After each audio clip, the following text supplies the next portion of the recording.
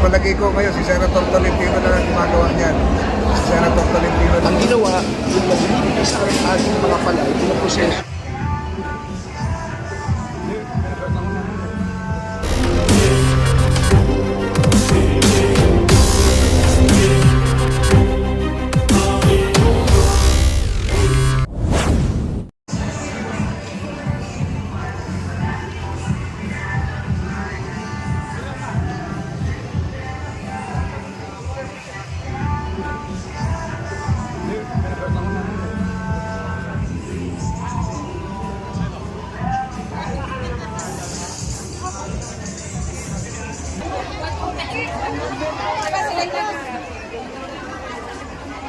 Ang linya lang po, sa amin po yung susunod. Para alam niyo kung sa kayo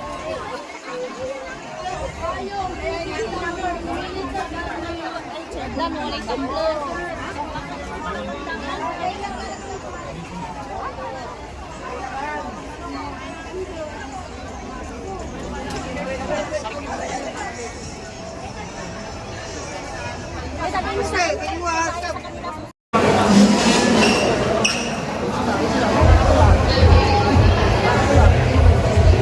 Okay na po. Okay na po. NFA ay may karapatang bumili at magdala. So binibili yan sa tamang halaga at binibenta naman yan sa tamang halaga. Ngayon, kung nagkaroon ng certification, tinanggal yung pagbenta ng NFA. Ang ginawa, yung nagbibigay sa ating mga palay, pinaproseso at ini-impact talaga. Ito yung binibigay yung gobyerno sa kuna, kamukha ng baha, kamukha ng mga lindol.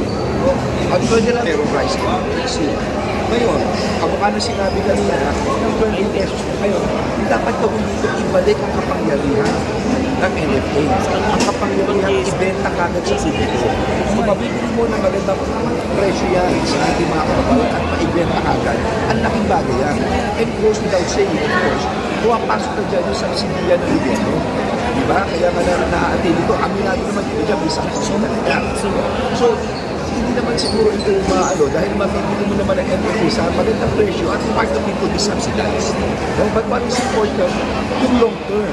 Yung long term na babaguhin mo yung RTL or yung price tarification, masusuportahan mo, hindi lang ngayon, hindi pang mahaba ang buhay ito. Kaya importante kagad, maamyendahan ng batas dito. Ano na lang, pinag-uusap ko kayo na yung lintol po. And the other day po, parang kayo pa nalita naman yung pinag endorsement talaga.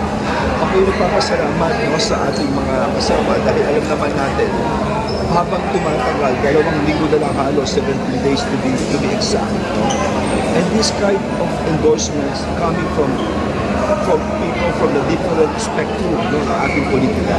Iba-ibang pananaw po iyan. Ito'y nakakabuson.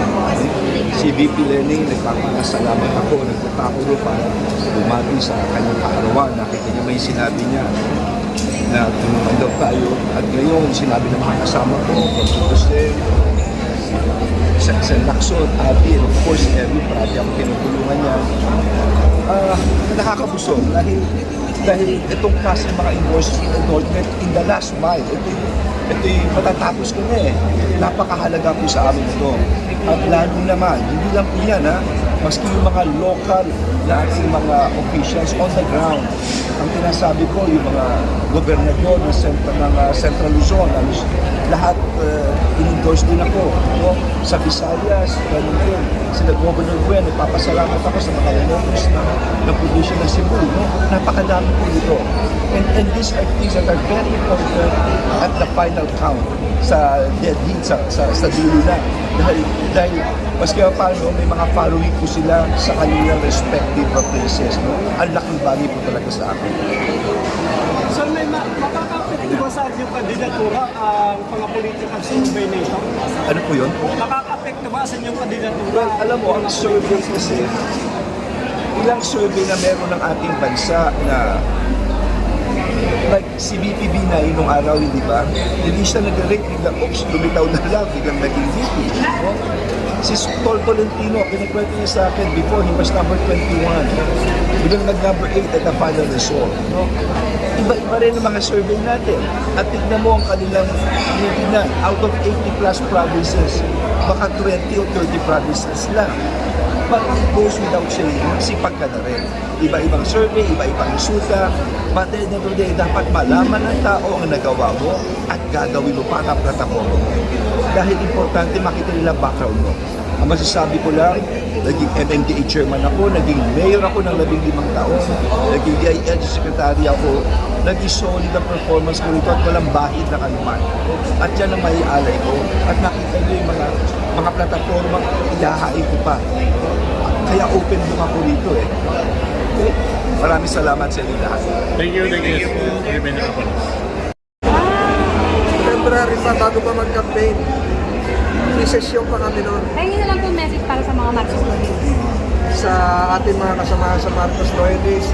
Sana po kung kayong matinag at patuloy ko po may naglalaban. Kagaya nga po nito, nilabas ko po yung mga records kung paano binabanatan ng China si Presidente Marcos.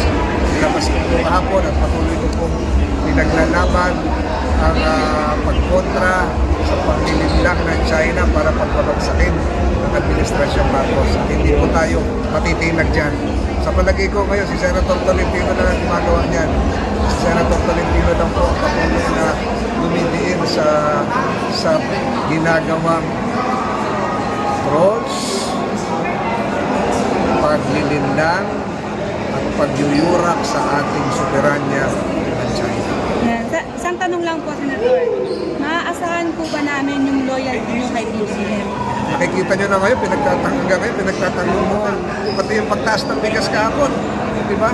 So siguro, makikita nyo ngayon, ang tumindig lang sa Senado para sa ngayon, kahapon, kamangalawa, para sa laban sa isang malaking bansa ay sa Tol.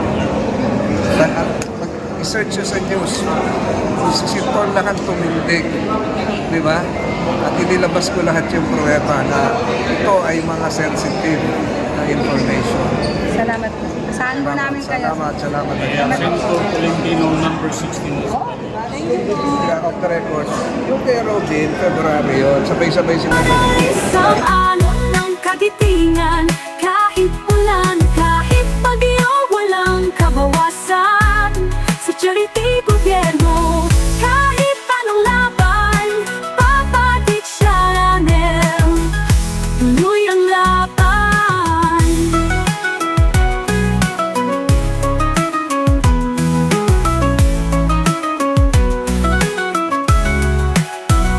Hawak kamay sa bawat sulok ng mundo, tayo kasama sa daang nilalakad mo. Walang iwanan sa gitna ng uno. Papa de Channel, tagapagligtas ng kapos.